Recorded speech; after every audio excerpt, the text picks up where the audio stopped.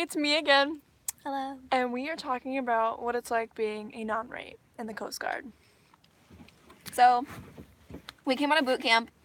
We both went to a 378. The same that's how one. we met each other. Went to the same one. And we were non-rates in deck force, so we were decky non-rates. There's decky and then there's engineering. So, as a decky, you do stuff like, the mooring evolutions and special sea detail, a lot of painting, a lot of rust removing, a lot of cleaning. And as an engineer, you do a lot of like fixing things, like in the engine room, the more mechanical side of things, cleaning up oil spills, a lot of that talking to a fireman. Sometimes they don't even see sunlight for weeks because they're always down there Always in working the on bilge. engines. And with 378, it's a very old boat.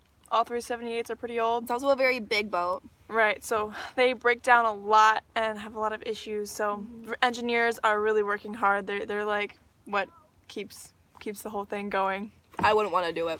I know, we wouldn't want to do it. I'm glad I was a decky. So, yeah, decky. Okay, non-rates, we really it's really hard on us because we do a lot of grunt work. That's really what it is. Like, no matter where you're station or a boat, you're, like, mowing the grass, some kind of thing that, like, normally if you're rated, you won't have to do. You're doing stuff that if you were, like, in the civilian world, they would hire contractors to do because nobody wants to do it. And another thing, like, there's good things and there's bad things with being a non-rate. So the bad thing would be the grunt work, but then the positives are that you're getting a lot of qualifications. You can steer a boat, stand watches.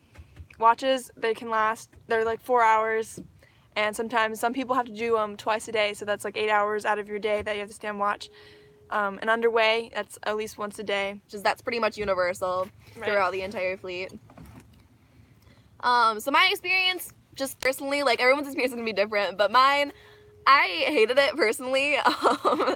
Just because like I'm a very outspoken person, I like to have my own opinions about things, and as a non-rate, this probably holds true like the entire military, like no matter what rate you are, unless you're like, an admiral, you don't have a lot of free will. You're pretty much, you gotta be told exactly what to do and when to do it. And, like, people don't treat you like an adult when you're a non-rate.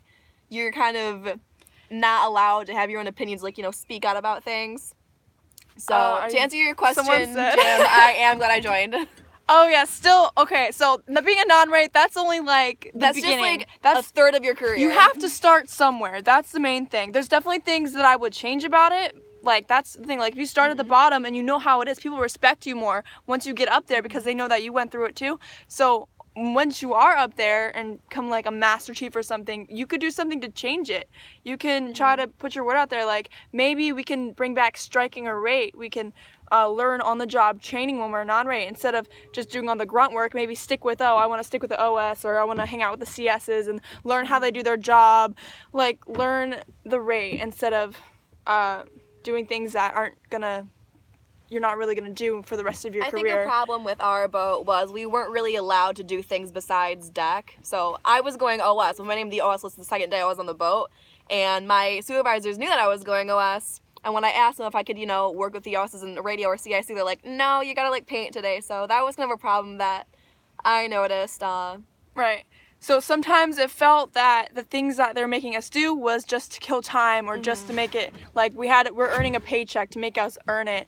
But it probably was necessary to keep the boats looking good, and I don't know, just it felt like they try to let you know that they appreciated you, but it just gets to the point when like it doesn't feel important. Another big problem that I noticed, at least with our boat, I can't really speak for other ones, but since we were at 378, there was like 20 or 30 non-rates that we had in our department. So they would, have a short work list for us to do and delegate all of us to go and do that 1 or 2 tasks.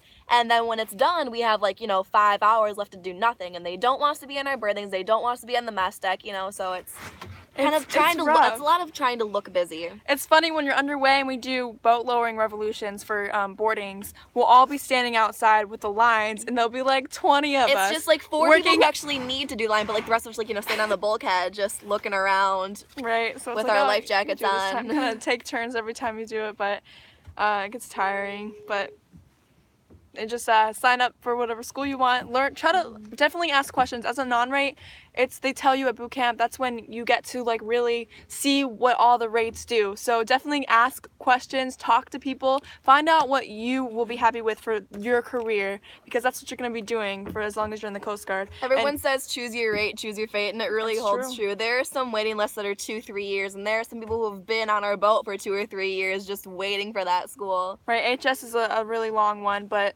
I've heard that it's really worth it too if that's something that you want to do. If it's what you want to do, definitely don't get pushed away from what you want to do because of the long wait, because in the long run, at least you're doing something that you love. So like if it's a 20-year career that you're gonna do, then being a non-rate for 2 of those years, that's nothing. So it really just depends on how long you want to stay in for and how like long you want your career to be. It's definitely not and nothing. What you really want to do. It's definitely something, but it's something. The experience is good. You'll get to see some cool places if you're going underway. Mm-hmm. I've been to Alaska. I went to San Diego. We haven't been in for that long. Can you choose your rate when you join? So the only rates that you're allowed to choose when you join are the critical rates. When you're talking to the recruiter, ask him what the critical rates are, because in those instances, you are allowed to go to A school right after boot camp and don't have to be a non-rate. I think it's OS, CS, ET. I don't remember exactly. I think it changes all the time. It changes. That's your recruiter. But other than that, you are gonna have to go to the fleet first and be a non-rate for 3 months before you can put your name on any school list. Oh wait, okay. So if you talk to the recruiter that you get with, the critical rates, if you pick one of those, then yeah, it's straight. Then you'll go to A school right after boot camp. But unless it's like one of those 3 or 4 rates, then you're gonna have to be a non-rate for about 3 or 4 months before you can put your name on the list. But don't let that lead you away, because I've had, like we said, like good times as a non-rate. I learned how to we met each other. We met each other. That's very important. I met my boyfriend on a port call, so. Oh, that's true. You get to do a lot of cool things. Being a non-rate was not my favorite thing in the Coast Guard, but I definitely learned a lot and went to a lot of cool places if I had not done that. So. Right. So whatever you choose, just enjoy it and make the best of it. Don't ever go into a unit with a bad attitude, because you're the type of person no one wants to hang out with or be around. So that's about pretty much the general summary of it.